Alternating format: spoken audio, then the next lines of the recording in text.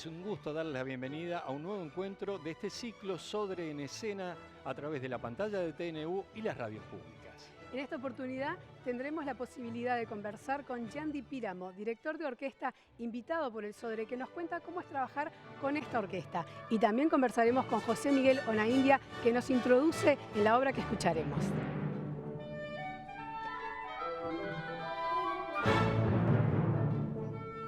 En esta oportunidad es la segunda vez que para los conciertos que transmite Televisión Nacional vas a dirigir a la orquesta y son dos obras, ¿verdad? Estamos hablando de la Petite Symphonie de Gounod y de Mozart, la sinfonía número 25. Sí, exacto. Sol menor. Sí, es un programa interesante.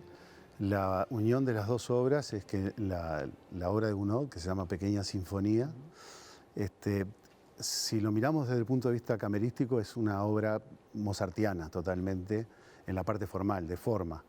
Y este hombre pasaba por un momento que solo componía música religiosa y fue un encargo de un flautista que era muy importante del Conservatorio de París, de las personas más influyentes de esa época en Francia, y le encargó este noneto de vientos, y él compuso esta obra.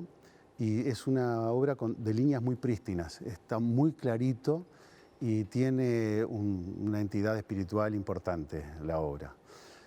Fue alrededor de 1885, una cosa así. Y lo curioso, para mí por lo menos, es que este hombre Gounod estaba un poco del otro lado de lo que estaba pasando en Francia en ese momento, que era la revolución que estaba haciendo Berlioz con música más moderna, entre comillas. Y él estaba en la otra parte, en el otro bando, que sostenían que con Beethoven, hasta donde llegó Beethoven, era suficiente. Y entonces es por eso que esta obra tiene como una forma más clásica, con lo cual casa muy bien con la Sinfonía 25 en Sol menor de Mozart, que es una sinfonía que es una joyita. Mozart la compuso con 17 años, probablemente con ayuda del papá, que era un genio, Leopoldo, y tal vez andaban los Haydn por ahí también, que lo querían mucho, y bueno, Michael Haydn, más que Joseph. Y es una obra en sol menor, que hay dos sinfonías en sol menor de Mozart. Una es la 40, que en realidad es una obra que es triste para la época, porque está en una tonalidad menor, y esta que compuso con 17 años, que quién sabe qué le estaba pasando con 17 años. Lo cierto es que él pensaba estrenarla en Viena y darse a conocer en Viena con esta sinfonía. Y la cuidó muchísimo, y es una obra en realidad súper clásica en cuanto a la armonía, a la parte vertical, que son todas tríadas diatónicas, hay acordes de séptima, de séptima disminuida, y no hay mucho acordes de extrema tensión, sino que a veces pone silencio, lo cual es una originalidad, pone silencio y después ataca con una modulación.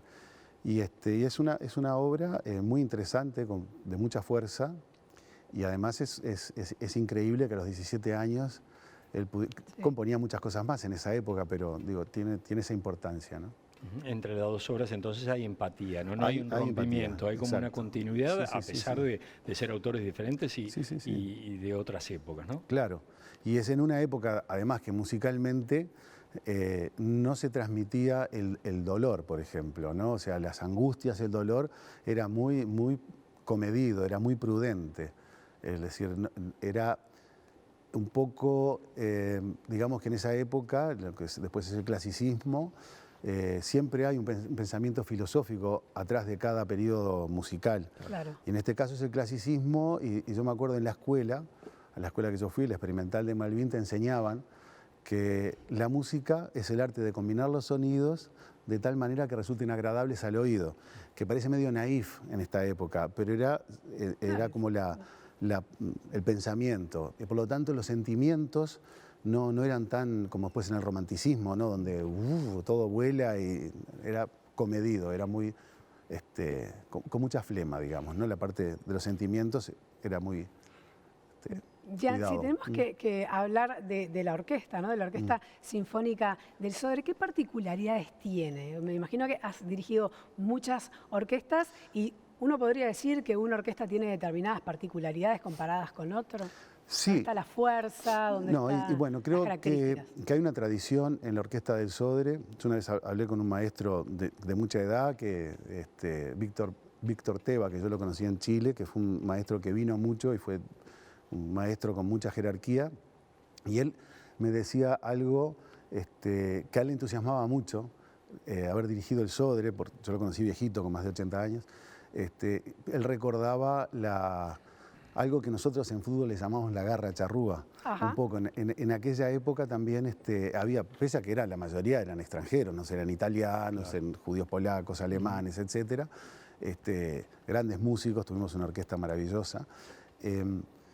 Y él reconocía como que había algo, digamos... Un plus, algo más. Sí, algo más, como que a veces en el momento del concierto se ponía, que nosotros le llamamos el efecto frac, ¿no? Que es como... A ver, explícanos. Es que sí, porque la gente lo que ve es el concierto, y cuando ve a un director lo que ve es lo que hace en el concierto, ¿no es cierto? Y te puede gustar más, te puede gustar menos.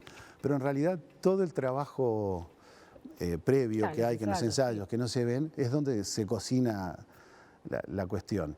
Y uno sabe, capaz que es idiosincrasia nuestra, no está mal ni está bien, es parte de cómo somos, que de repente que en el partido jugamos mejor que en el entrenamiento, ¿no? Quiero decir, creo que es parte de nuestro ser. Una característica. Decís que la pasión despierta más, sí, sin duda, podríamos decirlo así, en el concierto. Sí, sin duda. Lo que sí, ahora lo que hay que entender, que me parece que es importante entender, es que en esta nueva realidad, que es una nueva realidad por la forma en que nos situamos a la hora de tocar, que por ejemplo la primera obra, la Petite Symphonie, la Pequeña Sinfonía, es una obra de cámara que normalmente se hace sin director. Pero ¿qué pasa? Al tener tanto espacio entre los músicos, se necesita un director, porque cambia totalmente. La gente no se puede imaginar el cambio enorme que hay cuando se separa un músico y tiene 2 metros alrededor de todo lo que pasa, cambia lo que escucha. Y además, como hay una necesidad de hacer un máximo de 25 músicos en la escena, y es un escenario grande, con una cámara acústica parasinfónica, claro, también hay que adaptarse al delay, a los rebotes que llegan diferente a los músicos. No estamos escuchando igual que cuando está el público, por supuesto, que ayuda también a que se entienda mejor, que sea más claro. Pero también en el escenario se da. Entonces, es un proceso que creo que todos estamos aprendiendo de algo nuevo que a mí me resulta súper interesante que esté pasando. De reescuchar. De reescuchar y te cambia, te saca totalmente de la famosa zona de confort, claro, totalmente. Y advertir además a los músicos, no lo que viene. Sí, claro, por supuesto. Bien. Y todos estamos aprendiendo y es un muy buen entrenamiento. Es como tomar un equipo, tomar un equipo de fútbol, claro, como el partido de Peñarol Nacional, de 11 jugadores y los metes en el Estadio Centenario, pero pueden ser 4. Claro. Ni siquiera 5, 4. Entonces ahí van a haber algunas dificultades, ¿no? De espacios, de llenar espacios, y a nosotros nos pasa exactamente lo mismo. Hay que reinventarse. Bien. Bueno, hay que reinventarse. Toda la suerte entonces con ese nuevo desafío de dirigir a menos cantidad de música. Muchísimas gracias. Bueno, gracias a ustedes. Un placer. Un gusto, como siempre. Igual.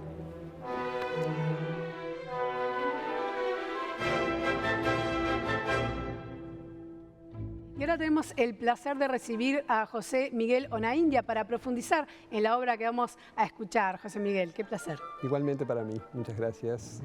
Sí, bueno, tenemos un concierto hoy con 2 autores de 2 siglos diferentes. El primero es Gounod, que es un autor francés del siglo XIX, con una enorme obra muy relevante. Él tuvo en su vida algunos encuentros que lo marcaron mucho. El primero fue con los hermanos Mendelssohn, que Fanny y Franz, que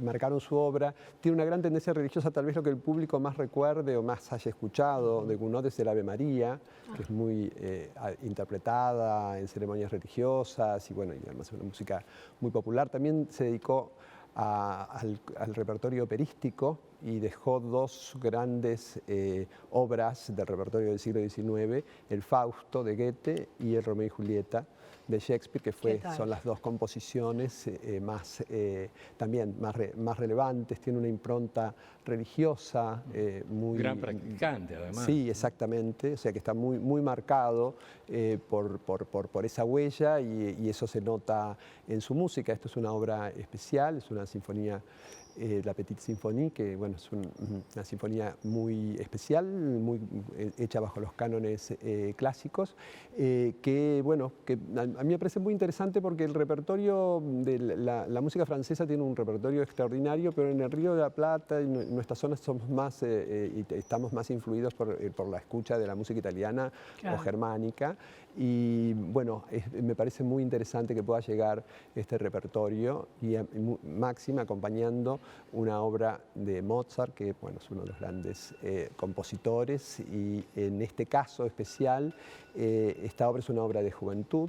Bueno, tuvo una vida muy corta, pero esta es su primera etapa. Se dice que la escribió en 2 días, no sé si esto es, sí, pegada cierto, a otra sinfonía. Pegada a otra sinfonía, que no se sabe cuál uno, por qué están numeradas. Algunos dicen que hay un problema ahí en la numeración. Él venía de un gran éxito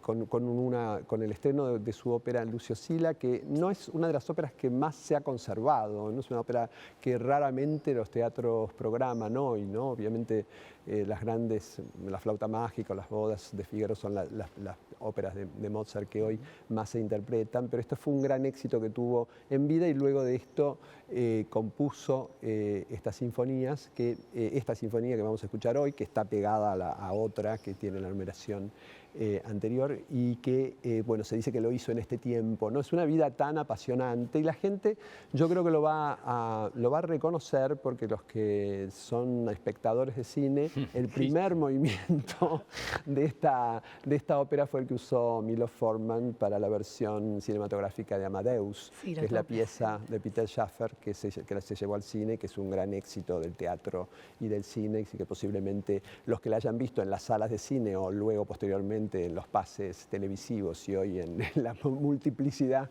de plataformas que tenemos para ver cine, bueno, reconozcan este primer movimiento que ha sido usado y popularizado a través de la cinematografía. Es que es impresionante. Sí. José Miguel, cuando se piensa en lo que se va a interpretar en el escenario, hay que pensarlo en el protocolo en medio de una pandemia. Exactamente. Con menos músicos.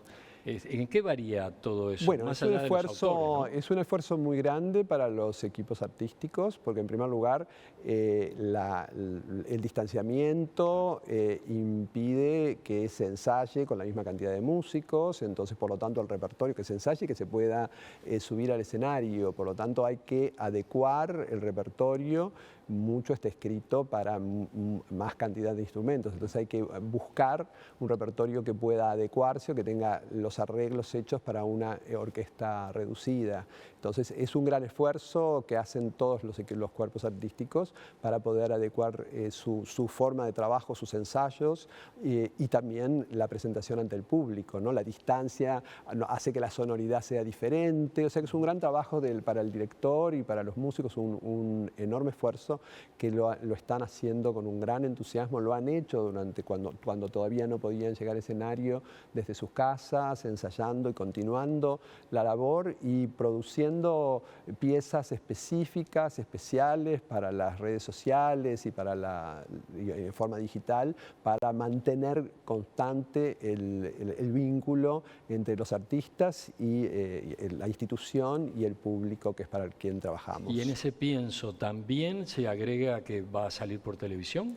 También, por supuesto que sí. Sí, lo que va a registrarse, también pensamos, está presente que esto tiene que tener va a ser escuchado por muchísima gente y que por lo tanto tiene que ser un repertorio que lo cautive al público, fundamentalmente porque el público que viene a las salas ya viene con algún interés previo. En cambio, de este modo, como llegamos a través de la televisión pública, que realmente para nosotros es una gran satisfacción poder llegar a todo el país país y a los lugares más recónditos con esta presentación. Nos interesa que sea un repertorio atractivo, que le genere el deseo a la gente de seguir escuchando música y ampliar su gusto por este arte que nos acompaña siempre. Claro, qué desafío, ¿verdad? Pensar en eso, en que va a ser transmitido por televisión, que va a llegar a público que no necesariamente está habituado a esta música, sí. Además interpretando piezas